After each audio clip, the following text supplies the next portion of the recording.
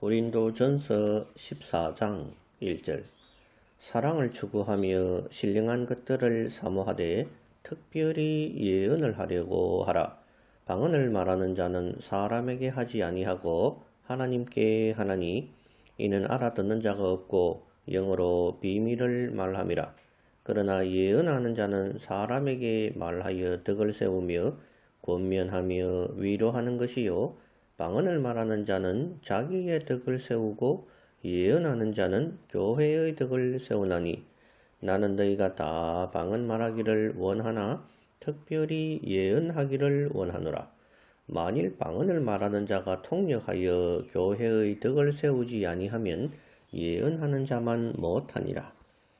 14절 내가 만일 방언으로 기도하면 나의 영이 기도하거니와 나의 마음은 열매를 맺지 못하리라. 18절 내가 너희 모든 사람보다 방언을 더 말함으로 하나님께 감사하노라. 27절 만일 누가 방언으로 말하거든 두 사람이나 많아야 세 사람이 차례를 따라 하고 한 사람이 통역할 것이요. 34절 여자는 교회에서 잠잠하라. 그들에게는 말하는 것을 허락함이 없나니 율법에 이른 것 같이 오직 복종할 것이요. 만일 무엇을 배우려거든 집에서 자기 남편에게 물을지니 여자가 교회에서 말하는 것은 부끄러운 것이라. 39절 그런즉 내 형제들아 예언하기를 사모하며 방언 말하기를 금하지 말라. 방언에 대한 오해 1 방언에 대해 오해하는 성경 구절은 고린도전서 14장에서 총 망라되어 있습니다. 14장 1절의 말씀의 속뜻은 예언을 추구하며 가능한 방언은 하지 말라는 뜻입니다. 14장 2절 말씀이 방언에 대해 최고의 오해를 불러일으키는 구절이며 이 구절은 번역이 잘못되었습니다. 방언이란 사람의 언어, 즉 외국어이기 때문에 사람에게 해야 함에도 고린도 교인들이 하늘의 언어라고 착각하며 하나님께 방언을 하기 때문에 사람들이 알아듣는 자도 없게 되었으니 이것은 무익한 것이라는 뜻입니다. 14장 2절에서 영어로 비밀을 말함이라 하는 부분은 영어 성경 NIV에서는 They utter mysteries by the Spirit 라고 기록되어 있습니다. 해석을 하면 성령으로 알 수 없는 미스테리한 것을 말한다 라고 번역할 수 있습니다. 즉 1절과 2절의 뜻은 예언을 하도록 하라. 왜냐하면 방언은 알아듣는 자도 없으니 무익하기 때문이라는 전체의 뜻이 되겠습니다. 14장 3절의 시작 부분이 그러나로 되어 있습니다. 이것은 2절의 방언은 나쁘다는 뜻을 나타내는 접속사인 것이지요. 즉 방언은 나쁘고 예언은 좋다는 접속사의 뜻을 나타내고 있는 것입니다. 14장 5절에서 방언 말하기를 원한다고 바울이 말한 것은 지금 현재 바울은 고린도 교회의 방언의 실체를 모르고 있는 상태에서 교훈하고 있다는 것을 생각해야 됩니다. 바울의 생각에 방언이란 배우지 않은 외국어를 말하는 것으로 생각하면서 만약에 방언을 한다면 꼭 통역을 하라고 지도하고 있는 것입니다. 하늘의 말이 방언이라면 통역이라는 말을 바울이 안 했겠지요. 세상 언어라고 생각했기 때문에 바울은 통역을 강조하고 있습니다. 배우지 않은 외국어를 할 수 있다면 전도에 도움이 되리라고 바울은 생각하면서 너희들이 다 방언 말하기를, 즉 외국어 말하기를 원한다고 표현한 것입니다. 14절에서 바울이 실제로 방언으로 기도한다는 뜻이 아닙니다. 만약이라는 것은 가정법입니다. 바울이 만약에 방언으로 기도한다면 영이 기도한다고 하지만 마음은 열매를 맺지 못한다. 그러므로 방언으로 기도하는 것은 만약이라도 열매도 맺지 못하는 것이므로 방언으로 기도하지 말라는 뜻인 것입니다. 18절에서 바울이 방언을 더 말한다고 한 부분에서 바울이 의미한 방언이라는 것도 바로 외국어입니다. 즉, 내가 당신들보다 더 많은 외국어를 할 수 있어서 많은 다른 민족에게 전도할 수 있게 하신 하나님께 감사한다는 뜻입니다. 27절에서도 바울은 만약이라고 가정법을 쓰고 있으며 바울이 말한 방언의 개념은 외국어임을 기억해야 합니다. 외국어로 말을 한다면 꼭 통역을 하라는 것입니다.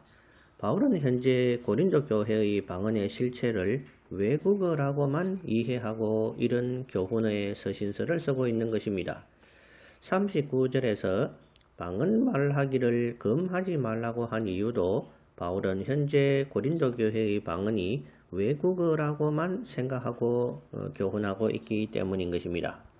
바울은 고린도 교회를 위해 1년 반 정도를 사역을 하고 현재는 에베소에서 3차 선교를 하고 있는 상태입니다. 2차 선교 때에 개척이 된 고린도 교회에서 이런저런 문제가 많다는 소식이 에베소에 있는 바울에게 자꾸 들려오므로 이런저런 상상을 하면서 서신서를 쓰고 있는 것입니다. 바울은 고린도 교인들이 하는 방언을 지금 현재 한 번도 들어본 적이 없음을 우리는 알아야 합니다. 소식으로만 전해 들은 상태에서 바울은 스스로 생각하기로 외국어를 말하는 표적이라고 생각했을 것입니다. 고린도 교인들이 하고 있던 방언은 꼭 현대 교회의 방언과 같다고 봅니다. 랄랄랄랄라 롤롤롤롤롤로 하는 아무 뜻도 없는 소리에 불과한 것을 했습니다. 이러한 방언은 은사도 아니며 악령이 던져넣는 것입니다. 성경에는 은사로서 나타난 방언은 하나도 없음을 알아야 합니다. 성경에 나타난 진짜 방언은 3가지가 있습니다. 그런데 이것들이 모두 은사가 아니라 표적이었음을 분별해야 합니다. 은사란 일평생 그 사람이 사용할 수 있는 능력입니다. 반면에 표적이란 일회적으로 하나님의 능력을 보여주시는 것입니다. 성경에 나타난 진짜 방언 3가지. 성경에 나타난 하나님의 표적으로서의 진짜 방언은 첫 번째, 오순절 마가의 다락방에서 급하고 강한 바람이 온 집안에 가득하고 불의 혀처럼 갈라지는 것들이 각 사람 머리에 하나씩 임하여 성령이 말하게 하심을 따라 다른 언어들로 말하기를 시작한 사건입니다. 즉, 외국어를 말한 것입니다. 이 사건은 예수님께서 생전에 말씀하신 대로 내가 가면 보혜사가 오신다는 말씀에 대한 표적으로 외국어 방언이 표적 사건으로 나타난 것입니다. 성경의 진짜 방언 두 번째는 고넬료 집으로 베드로가 초대되었을 때 고넬료 사람들이 방언을 말했다고 사도행전 10장 46절 이하 기록되어 있습니다. 여기서 말한 방언도 역시 외국어 방언이었으며 이방인도 하나님의 은혜를 받을 수 있다는 표적이었습니다. 당시의 유대인들은 이방인들은 구원의 대상이 아니었다고 생각하고 있었기 때문입니다. 성경의 진짜 방언 3번째는 바울이 에베소에 3차 전도를 갔을 때에 너희가 성령을 받았느냐고 물으니 우리는 성령이 계심도 모른다고 했으며 그들은 세례 요한의 세례밖에 모른다고 하니 바울이 예수님을 가르쳐 주었으며 그들이 예수님 이름으로 세례를 받으니 바울이 그들에게 안수함에 성령이 그들에게 임하심으로 방언도 하고 예언도 하니 모두 12사람쯤 되니라 라고 사도행전 19장 1절 이하 기록되어 있습니다. 이것은 당시에 바울은 참 사도가 아니라는 소문이 팽배했는데 하나님께서 바울이 안수함으로 외국어 방언이 나오게 하심으로 바울이 참 사도됨을 방언이라는 표적을 통하여 보여주신 것입니다. 이 3번째 표적이 왜 바울의 참 사도됨을 증명하느냐 하면 사도행전 8장 17절에 보면 전도자 빌립이 사마리아에 복음을 전했고 그로 인해 예루살렘에서 베드로와 요한이 사마리아로 가서 복음을 전하게 되었으며 당시에 아직 한 사람에게도 성령이 내린 적이 없었고 오직 예수님의 이름으로 세례만 받을 때였습니다. 이에 두 사도가 안수함에 성령을 받았다고 기록되어 있습니다. 그러므로 베드로와 요한이 참 사도이기 때문에 베드로와 요한이 안수할 때에 성령을 받는 것처럼 바울도 에베소에서 안수할 때에 12명쯤이 성령에 의한 진짜 방언을 하는 것은 곧 바울의 참 사도됨을 증명하는 것이라 하겠습니다. 즉 성경에 나타난 진짜 방언은 모두 세 가지뿐인데 보혜사 성령의 오심을 확증하는 것과 이방인도 은혜의 대상임을 보여주는 것과 바울은 참 사도임을 나타내기 위한 표적으로서의 세 가지가 전부임을 분별해야 합니다. 마가복음 16장 17절에서 18절에는 예수님께서 말씀하시기를 믿는 자에게는 이런 표적이 따르리니, 여기서 표적이라고 말씀하셨습니다. 은사가 결코 아님을 잘 생각해야 합니다. 곧 그들이 내 이름으로 귀신을 쫓아내며 새 방언을 말하면이라고 기록되어 있습니다. 방언은 사람에게 말하는 것이지 기도하는 것이 아님을 분별해야 합니다. 또 뱀을 집어 올리며 무슨 독을 마실지라도 해를 받지 아니하며 병든 사람에게 손을 얹은 즉 나으리라고 기록되어 있습니다. 즉 예수님의 말씀의 방언은 은사가 아니라 표적이었음을 꼭 기억하시기를 바랍니다. 바울은 고린도전서에서 방언을 자꾸 은사의 종류 중 하나로 서신을 쓰고 있습니다. 이것도 바울이 방언에 대해서 잘 모르고 했던 말임을 알아야 합니다. 예수님이 방언은 표적이라고 했으며 바울은 방언을 은사라고 했다면 방언은 표적도 되고 은사도 됩니까? 성경 안에서 방언이 은사로 나타난 경우는 하나도 없었음을 기억하시기 바랍니다. 성경에서는 표적으로서 3번의 방언이 진짜로 나타난 것이 전부입니다. 그러므로 오늘날 신비주의 바람을 타고 교회를 휩쓸고 있는 방언은 모두 악령이 주는 것으로 성령의 은사가 결코 아님을 깨닫기 바랍니다. 악령에 속아서 평생 방언을 하다가 죽는다면 당신 영혼의 구원은 장담할 수 없습니다. 오늘날은 실제로 외국어를 말하는 방언도 희귀하지만 존재합니다. 그러나 외국어 방언도 악령이 주는 것입니다. 사람을 속이기 위해 악령이 외국어 방언도 주는 것입니다. 오늘날은 3가지 표적으로서의 방언이면 필요 충분하기 때문에 하나님께서 배우지 않은 외국어를 사람의 입에 넣어 주실 이유도 없는 것임을 분별해야 합니다. 완전히 기록된 66권의 성경 말씀 외에 더 필요한 표적이 지금은 없는 것입니다. 표적과 기적으로 하나님을 알려고 하는 시대는 성경이 없던 시절이었습니다. 기록된 하나님의 말씀, 성경 66권을 성실히 배우고 익히면 필요하고도 충분히 구원에 이를 수 있는 시대가 바로 오늘 지금 시대인 것입니다. 방언에 대한 오해 2번. 일반적으로 기독교인들 중에 나름 열심 있는 사람들이 방언을 합니다. 이러한 방언을 하는 사람들이 구원을 받지 못할까요? 지금까지 방언은 하나님의 은사가 아니며 악령이 주는 것으로 설명을 해왔는데 이러한 논리대로라면 방언을 하는 사람은 지옥으로 가게 됩니다. 그러나 한편으로 깊이 생각해보면 방언을 하는 사람들은 두 종류인 것 같습니다. 첫째는 지금까지의 주장대로 악령이 임하여 자기도 모르는 이상한 소리를 내는 방언이 있을 것입니다. 이러한 경우는 여태껏 주장한 대로 구원의 여지가 없겠지요. 지금부터 말씀드리고자 하는 경우는 우리 모두 다른 각도에서 생각해 볼 문제입니다. 당신이 만약 방언을 하는 경우를 스스로 한번 생각해 보세요. 당신은 참으로 악령에 씌였다고 생각합니까? 아마도 그렇지 않다고 말하는 사람들이 대부분일 것입니다. 그러면 본인이 악령에 씌이지 않았다고 인식하며 방언을 하는 사람들은 아마도 스스로 방언에 대한 지나친 갈망에 의해 자기 스스로 창작한 방언을 할 수 있다고 생각합니다.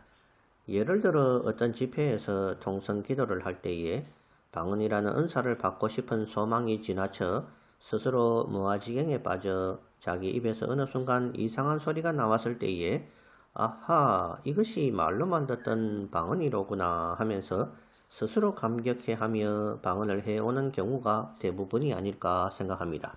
물론 처음에는 악령의 역사가 있었을 가능성이 높습니다. 그러나 점차 악령은 나갔지만 스스로 방언을 연습하며 자기 스스로 방언의 은사를 받았다는 것을 유지하고 싶은 마음으로 계속 방언을 한다고 봅니다. 통역의 경우도 마찬가지라고 봅니다. 스스로 입으로는 이상한 소리를 내면서 머릿속으로는 나름대로의 뜻을 상상하겠지요. 이것을 스스로에게 주시는 하나님의 통역이라고 착각할 것입니다. 그래서 본인이 통역의 은사도 받았다고 스스로 생각하는 것 같습니다. 그러나 그 방언의 실체는 자기 스스로 입을 굴려서 내는 이상한 소리, 그 이상도 그 이하도 아니며 통역이라는 것도 스스로 머릿속에 떠오르는 자기 혼자만의 생각일 수 있다는 것입니다. 그래서 스스로 언제든지 방언을 말할 수도 있고 스스로 해석도 하면서 스스로 신령한 줄 착각에 빠져 있는 사람들이 많다는 것입니다. 그러므로 결론적으로 이러한 사람들의 방언은 고린도 교인들의 방언과 매우 흡사한데 바울은 고린도 교인들을 향해서 결코 지옥 갈 사람, 구원받지 못할 사람이라고는 말하지 않았습니다. 바울은 고린도 교인들을 책망하면서 교훈할 때에 신앙이 유치한 사람, 육신에 속한 사람, 저주로만 먹여야 하는 사람 등으로 표현했습니다. 이 말은 앞으로 이상한 소리를 내는 방언을 버리고 말씀 안에서 성장하여 끝내는 구원에 이르는 사람이 될 수 있다는 뜻이겠지요. 그렇다면 오늘날 방언에 빠져 있는 사람들도 자기 자신을 냉철하게 돌아보시기를 바랍니다.